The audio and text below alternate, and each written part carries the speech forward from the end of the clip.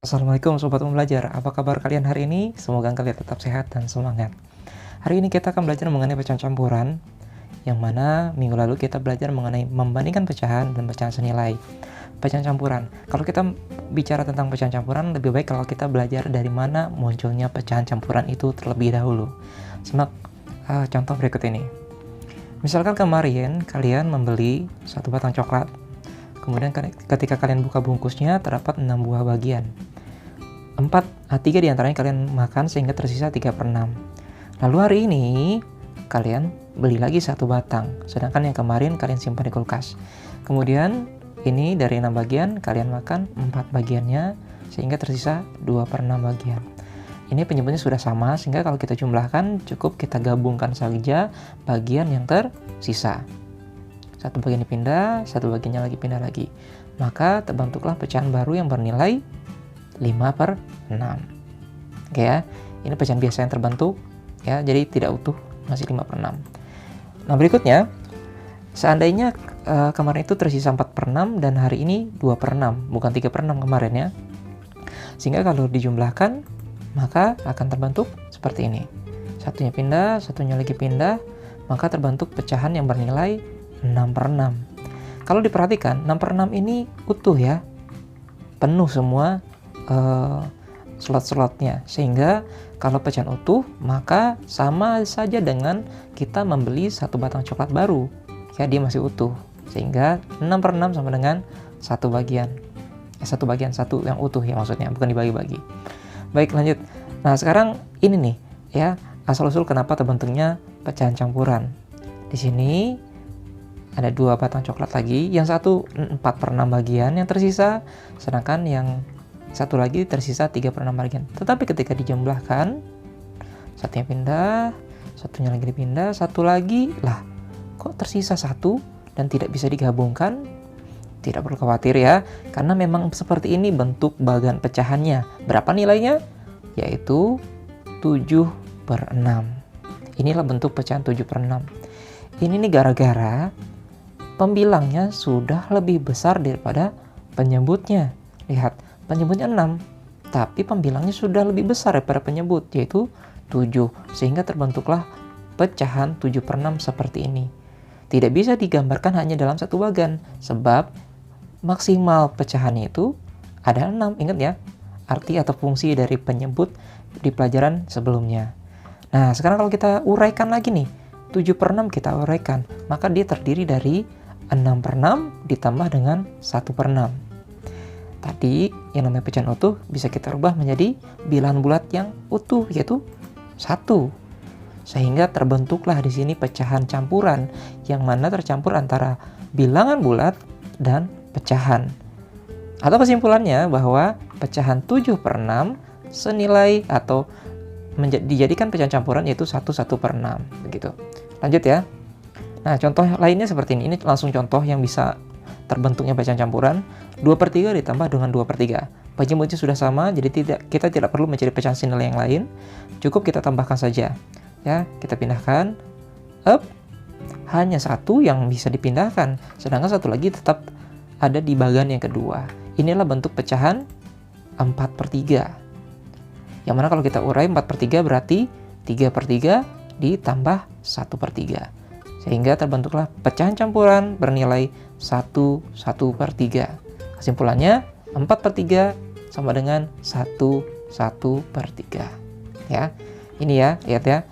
Hanya ketika pembilangnya sudah lebih besar dibandingkan penyebutnya, maka pecahan tersebut bisa diubah menjadi pecahan campuran. Begini asal-usulnya. Tapi dalam kenyataannya, dalam soal matematika jarang sekali disediakan bagan terlebih dahulu atau contoh soal seperti ini. Langsung biasanya adalah pertanyaan langsung, contoh seperti ini ya, 15/4, berapakah pecahan campurannya? Maka kalau berdasar konsep dasar, kita harus gambar dulu bagannya, dari mana asal-usulnya. Ingat, yang menjadi penentu utama adalah penyebutnya. Penyebutnya di sini 4, maka kita buat bagannya ada 4 slot, maka kita isi sesuai dengan jumlah pembilangnya 15. Maka kalau di sini 4, kita isi dulu 1, 2, 3, 4, itu baru 4 ya. Maka kita butuh slot baru, terisi lagi 4, baru 8. Kita butuh slot baru lagi, maksimalnya 4 ya, terisi 4 lagi sehingga baru ada 12. Di sini 15. maka 1 slot lagi, 4 slot lagi, tapi yang terisi cuma 3. Ya, inilah bentuk bagian dari pecahan 15/4. Ingat ya, ini adalah 15/4. Terbentuk karena pembilang sudah lebih besar dibandingkan penyebut. Nah, di sini kita tulis nilai-nilai pecahannya. Ini 4/4, ditambah dengan 4/4, ditambah dengan 4/4, ditambah dengan 3/4. Semua pecahan utuhnya kita rubah menjadi 1. Seperti itu. Ya, dan yang terakhir 3/4 tetap 3/4. Dia tidak bisa diubah menjadi angka 1. Lalu kita tambahkan semua bilangan bulatnya dan pecahannya tetap menjadi pecahan. Gitu. Sehingga 15/4 sama dengan 3/4. Ini asal usulnya ya. Diperhatikan. Kalau masih kurang paham silahkan diulang lagi. Contoh berikutnya di sini. Nah, kalau tadi membuat bagan ada cara lain, yaitu kita menggunakan konsep batang lidi. Atau kalian boleh gambar lain, misalkan bintang atau titik boleh juga. Contohnya di sini, lihat pembilangnya 15. Maka kalian buat lidi, batang-batang lidi sebanyak 15 buah. 1, 2, 3, 4 sampai 15. Kemudian sesuai penyebutnya, ya di sini per 4, maka kita ikat lidi ini 4 batang. 1, 2, 3, ya masing-masing berjumlah 4. Maka lidi yang bisa terikat sempurna 4 ini kita hitung ada berapa ikat. 1, 2, 3. Maka bilangan bulatnya 3. Dan sisanya yang 3 ini dijadikan pembilang, sedangkan penyebutnya kita samakan. Itulah bentuk atau cara lain mencari pecahan campuran. Contoh lain, 16/3. Kita buat batang lidinya 16, kemudian kita ikat 3, 1, 2, 3, 4, 5. Maka bilangan bulat yang terbentuk ada 5, sisanya 1, dan penyebutnya 3. Contoh lain, 9/5. Buat ini 9, lalu diikat 5, sesuai dengan penyebutnya 5. Maka ininya cuma 1 ikat, bukan 5 ya, tapi 1 ikat. Sisanya 4, dan penyebutnya 5. Gitu. Ya. Nah, tetapi kalau itu konsep dasar, kalau pembilangnya puluhan, itu akan menyulitkan kalau harus digambar banyak-banyak lidinya. Maka sesuai dengan konsep pecahan, pecahan adalah bentuk lain dari pembagian atau pembagian yang tidak selesai. Maka kita bisa merubah pecahan 15/4 ini dengan konsep lain, yaitu dengan konsep pembagian. Kita buat pembagiannya 15 bagi 4 seperti ini ya. Kalau lupa lagi pelajaran bagi kurung, buka lagi catatan kalian di kelas 3 ya. Karena ini dibagi 4, maka bergantung dengan perkalian 4. Di sini 4 kali berapa yang hasilnya mendekati 15, yaitu 4 kali 3. 4 kali 3 sama dengan 12. Lalu kita kurangi. 15 kurang 12 sama dengan 3. Ini yang disebut dengan pembagian yang tidak habis. Masih ada sisanya dan tidak bisa dibagi. Kenapa tidak bisa dibagi? Sebab dia harus dibagi 4. Kan kekecilan, tidak bisa. Maka terbentuklah pecahan campurannya yang ditebak tadi menjadi bilangan bulat, sisanya menjadi pembilang, sedangkan penyebutnya adalah si pembaginya. Gitu. Contoh lainnya seperti ini. 16/3, maka kita bentuk pecahannya atau pembagiannya adalah seperti ini, 16 dibagi 3, bergantung kepada perkalian 3. Kita tebak 3 kali berapa yang hasilnya mendekati 15. Berapa? 3 kali 5, yaitu 15. Lalu kita kurangi, maka ada sisanya nih, yaitu 1. Sehingga terbentuklah pecahan campuran dari 16/3 adalah 5, yang kita tebak dari 5, lalu sisanya 1/3. Nah, kalau ini kalian rasa sulit, kalian latihan dulu. Tapi kalau kalian sudah kuasai pembagian ini, ada cara lain yang lebih cepat lagi. Ya, seperti ini cara cepat. Syaratnya, kalian harus hafal betul perkalian. 15/4 yang tadi ya. Caranya adalah bikin jarak yang cukup, lalu tulis penyebutnya, lalu tebak 4 kali berapa yang mendekati 15. Yang tadi sama, cuma ini tidak pakai bagan bagi kurung. Berarti 4 kali 3, lalu lihat pembilangnya 15. Caranya adalah 3 kali 4 berapa? 12 ya. Maka dari 12 ke 15 butuh berapa lagi? Yaitu 13, 14, 15. Berarti butuh 3 lagi ya. Maka pembilangnya adalah 3. Atau boleh juga konsep pengurangan. 15 dikurangi 12, yaitu 3. 12 dari mana tadi ya? Itu dari 4 kali 3. Contoh lainnya, 16/3. Beri jarak, tulis penyebutnya per 3. Lalu tebak, 3 kali berapa yang mendekati 16? Kalau kalian sudah hafal pasti tahu, yaitu 3 kali 5. 3 kali 5 itu 15. Menuju ke 16 butuh 1 bilangan lagi. Maka sisanya adalah 1. Contoh lainnya, 19 per 2. Beri jarak yang cukup, per 2, tebak 2 kali berapa yang hasilnya mendekati 19. Yaitu 2 kali 9. 2 kali 9 adalah 18. Ya, sehingga 18 ke 19 butuh 1 lagi. Maka sisanya adalah 1. Ya. Oke. Berikutnya 32 per 5. Beri jarak, tulis per 5. Lalu tebak 5 kali berapa yang hasilnya mendekati 32. Yaitu 5 kali 6. 5 kali 6 sama dengan 30. Pembilangnya 32. Dari 30 ke 32 butuh 2 bilangan lagi. Sehingga sisanya adalah 2.